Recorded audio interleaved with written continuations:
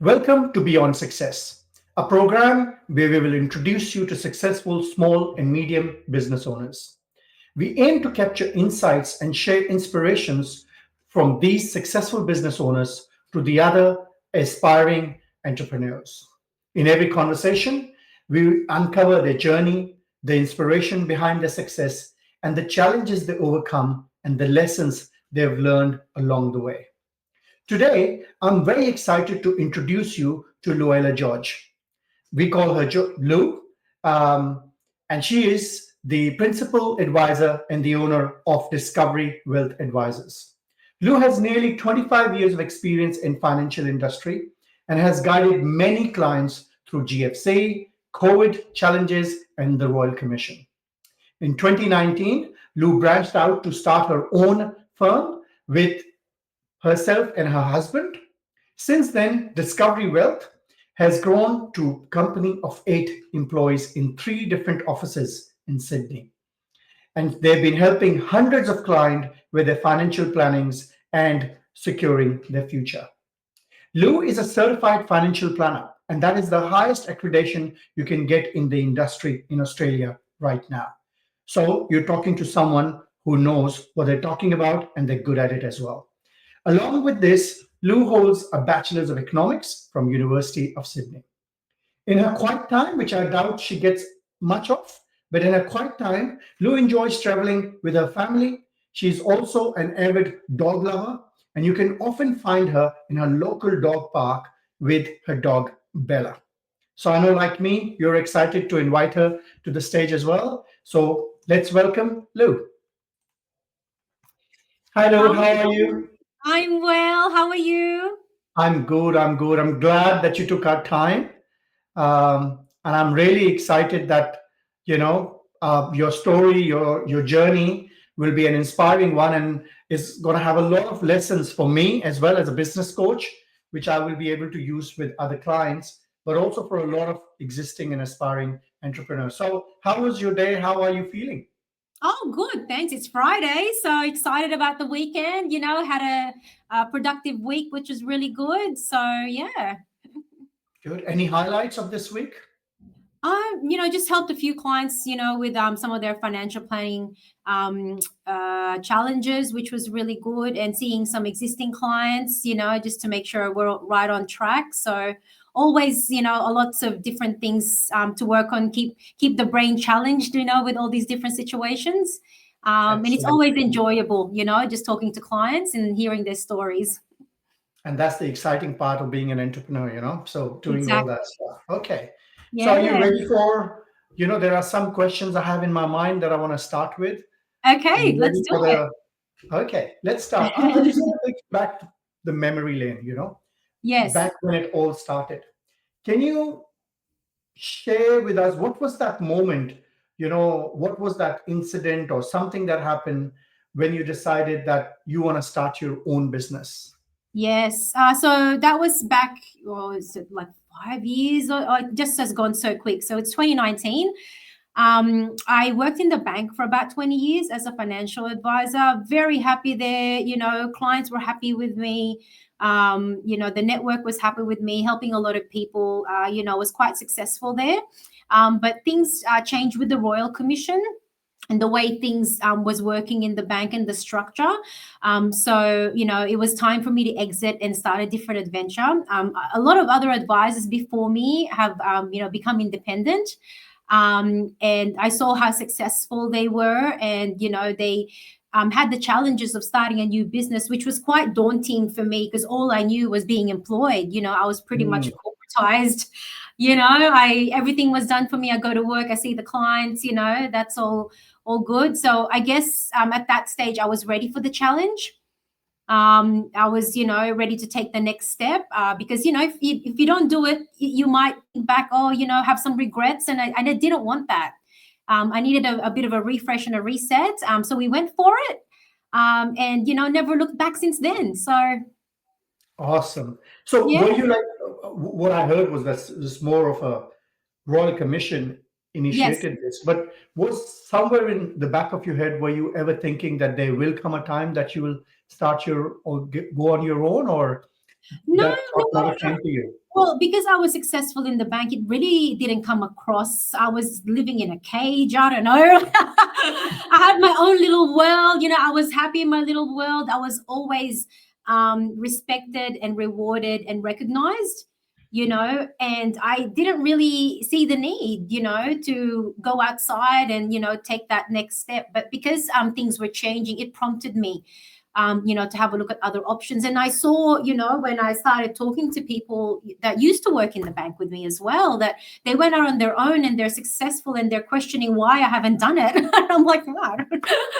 So that's where I thought, maybe I should, maybe this is the next big step. And, it's just been amazing the way things have, become. And now there's no limit to success, being a business owner. You can take it to whatever level you'd like. Yes. Yeah. Mm. And here's the first insight for all those who are already in jobs right now, who may not Yes. have thought about it or are thinking about it, that there is a Yes. way out. There is an Oh, yeah. opportunity. You just need to jump the ship and be brave to do that. Be brave. Exactly right. So since I'm calling out bravery here, I want to check with you, like when you started, what were some of the major challenges that you faced in the starting days? What were two, three things that you never thought of and they came and they hit you? Oh, geez. Well, lucky, when I started, I'm mainly the client facing person in the business. And then my husband was mainly the one running all the business in the background and the administration. So luckily, I didn't have to worry about, the company setup, getting the accountant. There's a lot of things that business owners have to think about in terms of, what kind of structure is good for them, sole trader, company, partnership, all that Hmm. sort of stuff. Luckily, I didn't have to worry about that. I just sort of delegated that to my husband, so you sort of got to project manage the steps that you're going to take to start a new business. Be quite organized, get your structures right, uh, build a framework on how you're going to grow that business, how you're going to get your clients, how's the revenue going to come in, what their expenses are going to be, so that there's no surprises. So there's a bit of planning, which involves a lot of researching, so that you're prepared for the next step. You got Yeah. your numbers right and all that sort of, and everything's balancing out. So Yeah. And I'll say, if those of you who don't have husbands sitting in the background, or you get a may, good accountant. maybe you can come to Beyond Potentia. We can help you That's with that. exactly Help you right. with that. Exactly. Yeah. But No you way, do. we're not Yeah. gonna act like husbands. That's not the intention here. But some part of it, setting up the business beyond that, services Beyond Potential does offer. That's it. But they say that you have to plan, right? Yeah, Succeed, absolutely. or plan Planning to is the fail. key. Yeah. It says like if you don't plan and you just jump into things, then you will stuck in a spiral because you are on the go sorting things out.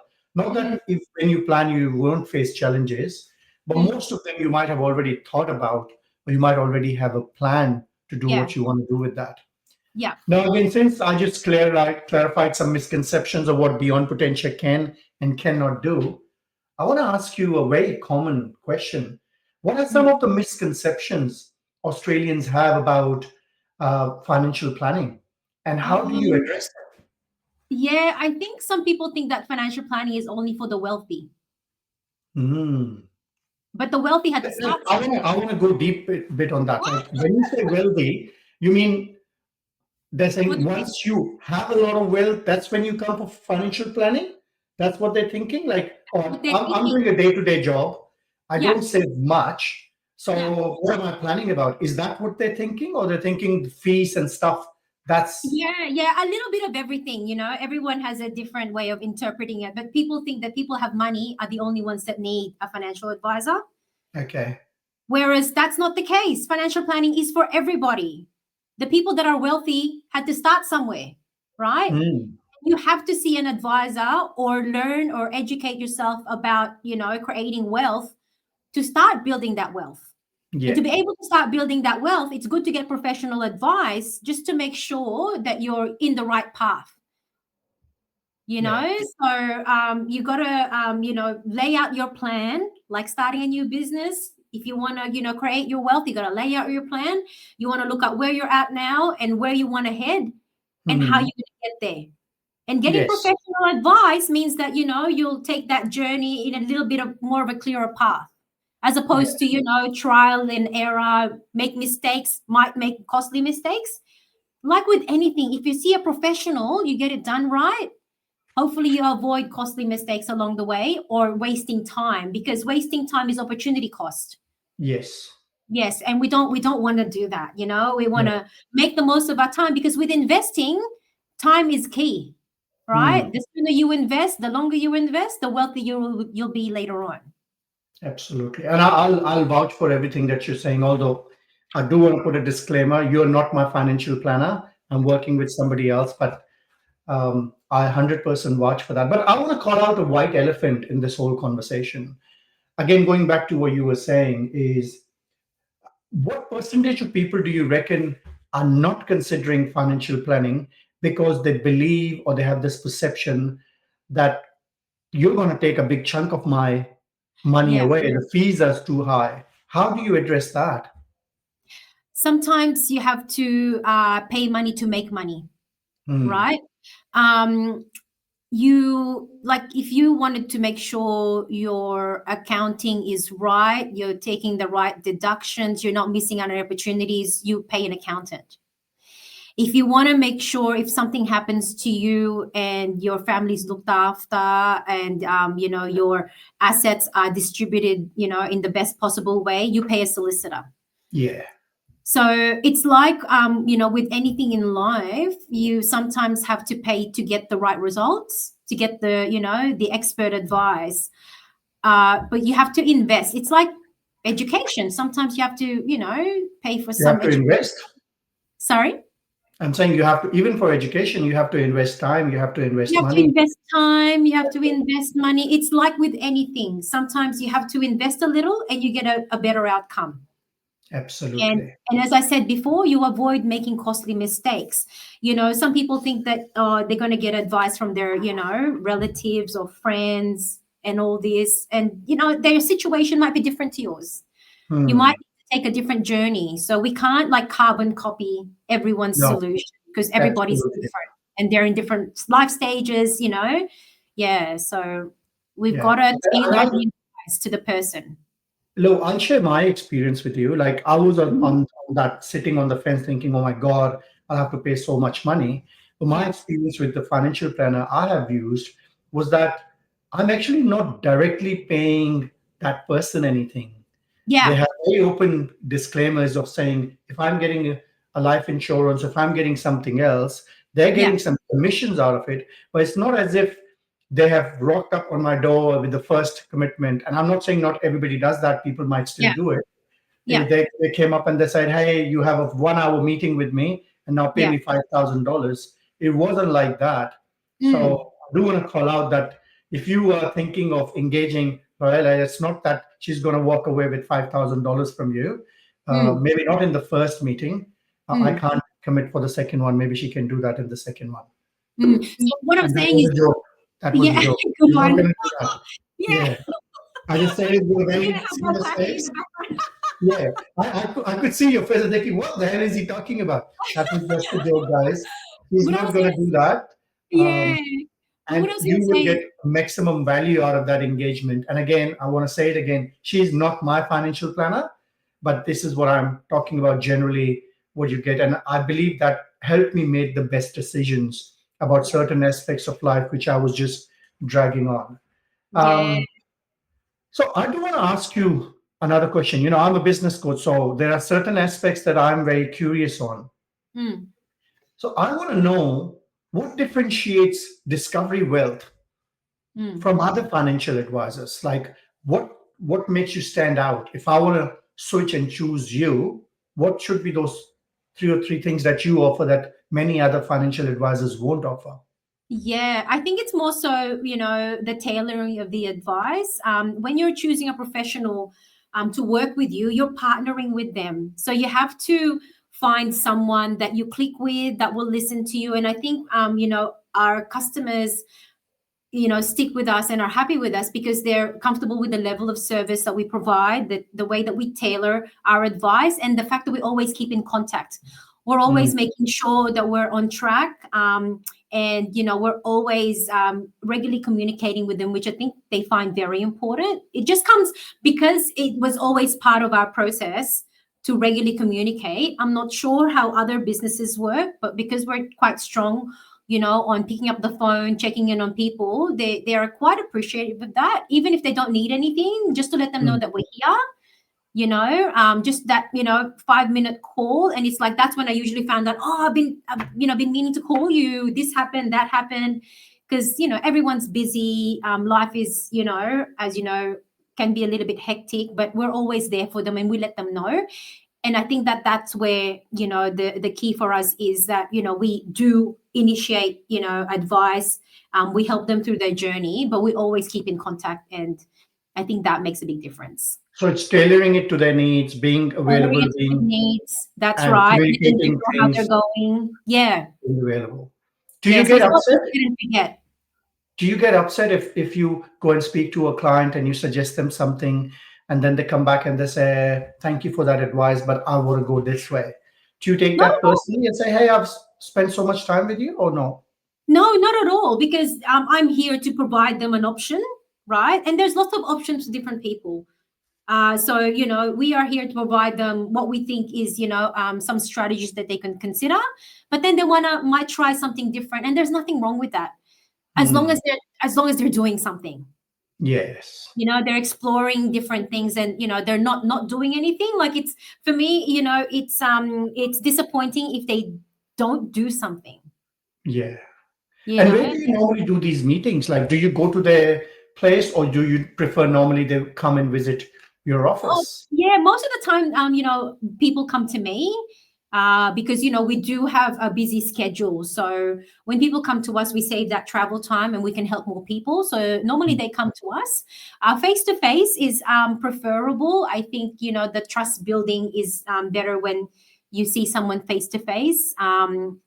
As opposed to doing virtual meetings, but we still do virtual meetings for people that can't get to us. Not everyone is close to the offices that mm. we have, so we are open to virtual, but we do find having face-to-face meetings a little bit more meaningful. So, I mean, your customers can come from anywhere in Australia. They don't have to be here in Sydney. Not at all. No. Luckily, with technology, we've learned to use Zoom and Teams since since COVID, and it's now just part of life now. Not everyone can come in the office or have time to take out from work and their schedules. So Yeah. So everyone, please take a note. Like if you are somewhere in Darwin right now and you're not happy with your financial planner, or you've been thinking, should I speak to someone? You can give Lou a call through Teams or message her, and her details and things will be in the descriptions anyway for you. Since we're talking about customers and we are talking about your journey, I'm curious to know. You know, you've had a good 5 year successful journey so far, so since Mhm. 2019 and now. But what's the plan forward? Like, do you have a structured strategy where you're heading? What are your milestones and stuff, or is it like a day to day stuff? Let's just get things done, and eventually growth will come. Where does Discovery Well sit with Yeah, that? for us, we haven't really done a structured plan of our growth moving forward because at the moment we're quite comfortable, with the level of growth we're having. We're growing organically Hmm. quite nicely every year, and we're actually, trying to take on another advisor as well. So the team is growing, and that's just happening because of the volume of clients that we're seeing, which is good. But we haven't really, sort of put down any growth potential because we just have to try and, create the staff first, bring the staff in. Before we try and put some numbers in our growth, because at the moment, there's myself and another advisor, and we're quite comfortable, with the number of clients that we're seeing at the moment. So we're not going to, put some numbers on future growth until we get another advisor, which we're trying to look for now. Good. And how do you see your role evolving? Do you see that forever, for maybe next 20, 30 years, as long as you're working, you will still be hands on doing these things? Or do you see yourself eventually, maybe 10 years down the line, you will be more of a figurehead, thinking strategically, growing this business, maybe turning into a global brand or something like that? Or career wise? Or are you thinking, no, I'm happy, as long as I have enough work, I'm paying all my people? Where is your mindset or your vision around that? Well, now at the moment, I am happy, helping clients. I get a lot of like satisfaction from my client meetings, meeting different people, helping them, and then seeing the results over time. It might change in the future, but at the moment where I am, I'm quite comfortable, being client facing and helping clients. But who knows what will happen in future? Things might change, priorities might change. But I think that at right now, at this stage, I've got a good, work-life balance. I, don't spend all my day at work. I, try and finish here at a reasonable time each day. Spend time enough with the family. I don't work weekends, so I manage my time quite well. So I have a good balance. So I don't really, have any issues with continuing to see clients in the future. I quite enjoy it, talking to people. Really, I don't know what I would do if I didn't talk to people. Yeah. I can't see myself in a managerial role without having some kind of client interaction at this stage, because it's a lot of fun. I just really enjoy Yeah. doing that. So I'm at just this stage, thinking, I'm yeah, thinking yeah. about a quiet Lou may not be the same Lou I know I don't know normally. what's going to happen to me. The world needs me. I gotta be out there. You can't Either bottle me world up. needs you or world needs you to talk. We Yeah, have to that's be my thing.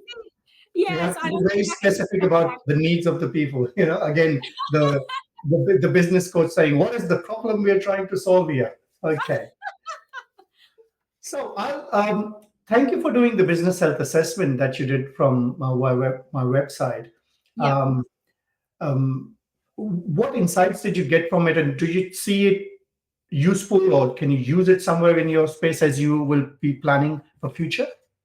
Yeah, definitely. So that sort of gives us a bit of an idea on where we can possibly improve, where we're not quite clear on some aspects of our business, because there's always room for improvement. And sometimes you need that extra person from the outside to look in, because you only know what you know within your little Mm, bubble, right? I do talk to other business owners, but I haven't, really had a look at, okay, where are we going here? Does everyone know where we're going?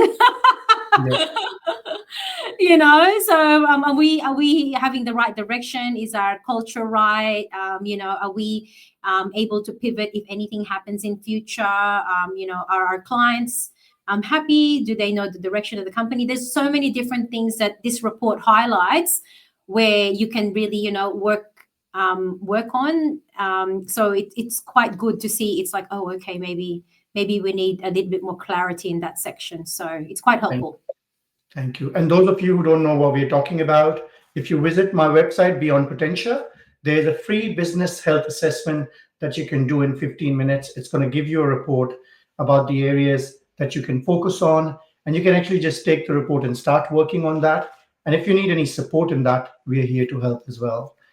Now, while we're talking about, the future aspects and things, um, I noticed, you just mentioned that you're already 8 people and you're now thinking of maybe another person will be coming on board. So, what are few things that you look into and say as a set as a criteria of saying, yeah, this person is right for my business, this Mhm. person isn't?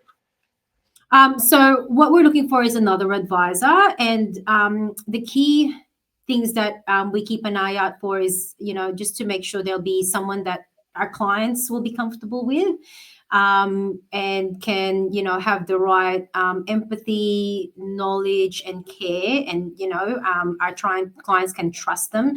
So we're looking for that kind of characteristics, in addition to being able to work with us and have the same culture. Um, Hmm. because you wanna come to work excited, and Yes. your workmates are like family because you spend so much time with them, and you don't want to be spending time with someone that doesn't want to be there.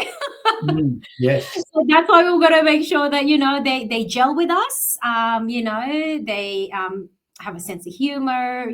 Bring something to the team, and can work quite nicely with everybody. So And how yeah, important is it for them to really believe in your vision and where you're heading with this? Do you think? that yeah, we've all got to have the same common goal, right? Yes. So everyone that we bring on, we try and make sure that they know that this is, we want the business to be successful. We're successful, they're going to be successful. We try and build them up and grow them and reward them accordingly and provide them recognition. So our success is their success, Yeah. and we want And to, I, work together. Yeah, and I can't share the number with you that how many times I've spoken to small and medium business owners, and I talk about them. What's your vision? What are your values? They're most of the time their instant response is, "Oh, this is all fluff. I don't care about this." But then when you speak to them, what is the challenge you're facing? Oh, there's a high turnover. People are coming and they're leaving. And I'm thinking you can't connect the dots because if you're not clear how you're communicating it to them, what they need to deliver, and what do you do? Let's go back to your journey. Let's go back to things. So now, 5 6 years down the line, if you can turn the time back, what is one or two advices you would say, I wish somebody has told me when I was starting? Two or three things. Mm. I think the main thing is delegation. I used to do everything myself because I always thought I'm faster. By the time I finished explaining this to someone, I would have already finished it. So I needed to learn the art of delegation and trust other people to do the work, right? So that was the first thing, is letting go, Hmm. because I, think that I have a high standard of, the quality of work. I'm very proud of, the output that I have, but I needed to start, helping people to get to that quality and training them, and believing in, others that can do it as well. So firstly, you can't grow a business without being able to trust other people Yes. to be able to give you that outcome. So that's the first big lesson. Yes. Awesome. The second thing is outsourcing. The beauty of outsourcing, unbelievable, right? So, I always thought I've got to have employees next to me. I've got to see what they're doing, all this sort of stuff. And then, the magic of outsourcing, my goodness, we outsource all our admin people overseas, and they are all, very well educated, well spoken. The quality of work is unbelievable, and they work very hard. And Hmm. I didn't think that was possible. I thought, you have to have them in Australia. You've got Yeah. to You have to see them in front of you. see them in front of you. They got to be next to you. I've got to, but no, once I started outsourcing one person, then that was it. That just opened the gate. So, from 2 advisors, we've got, 5 admin people, because they're so efficient at what they do, which means that we can help more people, and we don't Hmm. have to worry about that admin side. So a lot of our work is administration. We're highly regulated. There's a lot of hoops we have to jump, a lot of paperwork, a lot of documents to sign. But the admin people, we gotta, the right key people there, and it's all good, right? So Excellent. tick, tick, tick. And I think the other thing was having processes in place and documenting them. Hmm. As you Because get without that, you can't outsource and you can't communicate. And yeah. Oh, Oh love my goodness, right? So now, we've got a team of people overseas. I get them to document the processes. So when we get another team member, it's so much easier because everything's documented. Our processes for the admin, our processes for, our advisors. And we try and automate that. as much as you can, because if you automate it, you don't waste time, right? And Yes. everyone knows what they're doing. So we have workflows and all this sort of stuff. So when that started happening, it's a lot easier hiring other people because everything's automated, and it's automated in a way that you can't get the process wrong. Yeah. And then we get everything checked by someone else again. So I think having processes in place, having everything documented, and reviewing, always pivoting, because with us, things are always changing. So we always have to improve our processes, and you have to get that feedback from your people. Because if you don't squeeze that feedback off them, they'll be doing the same thing, which we could do a lot faster or a lot more Yes, efficient. continuous improvement. That's exactly right. So, these things are very important. I've just had to learn them. But once I started, going down that journey, everything was just more fluid, a lot easier, Yes, and now when we, build a new process for something, it's just easier for everyone because everyone knows what they need to do. absolutely. And if I could sum up what you just said, I will say, of course, trust is the problem when you're working and hiring people on board. But it's not about creating a blind trust. It's about creating a process and a system mechanism to enable your employees to fulfill your trust. And that's exactly what you're talking about. Setting those documents, setting those processes, having a clear training, setting right expectation, having a good governance around it, is that's what create the trust that I call the business trust. Um, Mm, not like it's not like you're going into some emotional relationship here where you are looking for a blind trust. This is more structured yes, trust that you build, and you enable them to be able to to build that trust as well. Nobody comes to a job to do a shit job.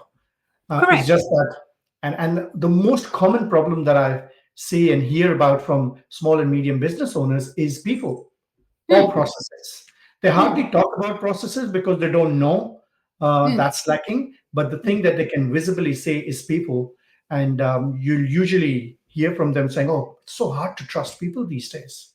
mm, I will say to them, "Are you not making? You're not helping them create that trust for you because you're not mm-hmm, putting the effort and the time and the thought process that you need to do." mm-hmm, exactly. Right? And you just That's gotta, right. yeah, you've got to give them that freedom as well to, comfortably provide you feedback Yeah, absolutely. So because they're the we've been talking about your, the journey so far, the present, what's happening. Let's look at the future.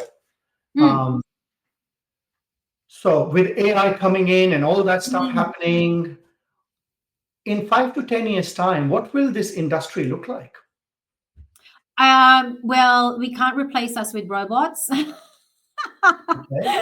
So we'll still be here, but then we might be a little bit more efficient again, in that next tranche of, technology. We might be using AI, to provide solutions in a more efficient manner. It might reduce cost of advice moving forward if we can, get the Hmm. efficiencies in the business, having AI help us, and having less manpower to do some of the tasks. So we're still, in the process of exploring that. How can we use AI to manage our time better, to provide better outcomes for our clients?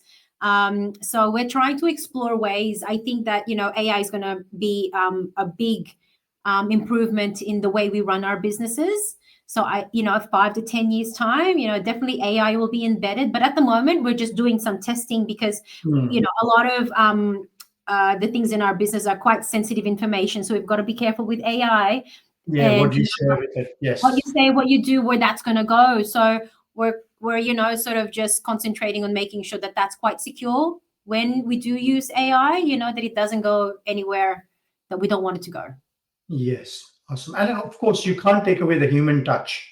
Oh Um, no, no, no one's I'll going to relate come to and my, say, yeah, that's yeah, right.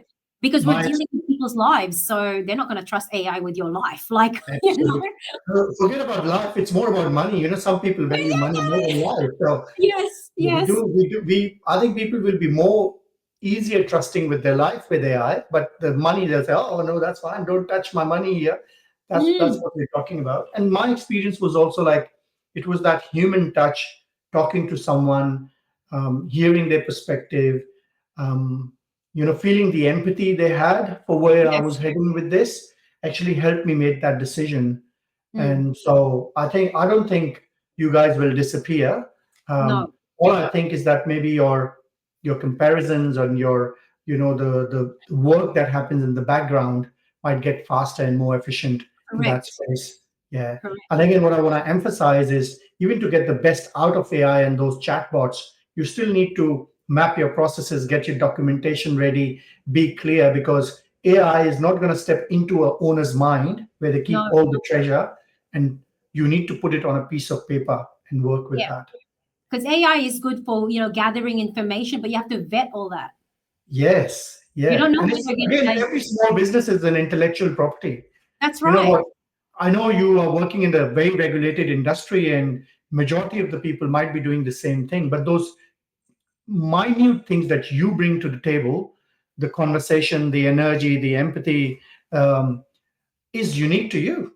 Correct. Um, and that's what you need to make sure that gets captured. And if you expand your team, if there are five other people working in the business, of course, they're going to bring their unique touch as well, but they do not lose your touch.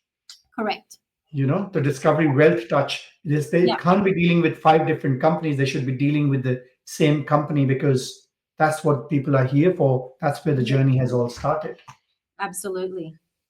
So let's wrap up this conversation. It's going great, but I don't want to extend it too much. So imagine if you have the opportunity to go to the world where, and your target audience is all these aspiring entrepreneurs. They're trying to start something. What are a few things that you'll share with them, looking at your journey? Looking at my journey, I think I had the courage to do what I did by talking to other similar business owners and learning from them, right? I think that that's important. Uh, Getting the courage from other people, and don't be afraid to make mistakes.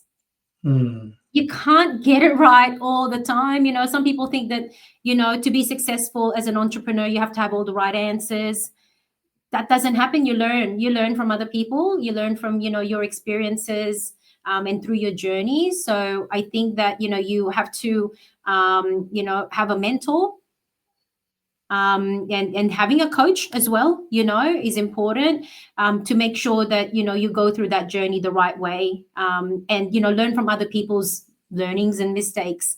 But it Yes. is, people do make mistakes. That's the thing. That's how we learn, and that's how we improve ourselves. So, for people that are looking to, start a new business, just make sure that, you talk to the right people and get a mentor. And that's how usually people start from, is, Yes. yeah, there's a lot of people that want to help you and want you to be, successful.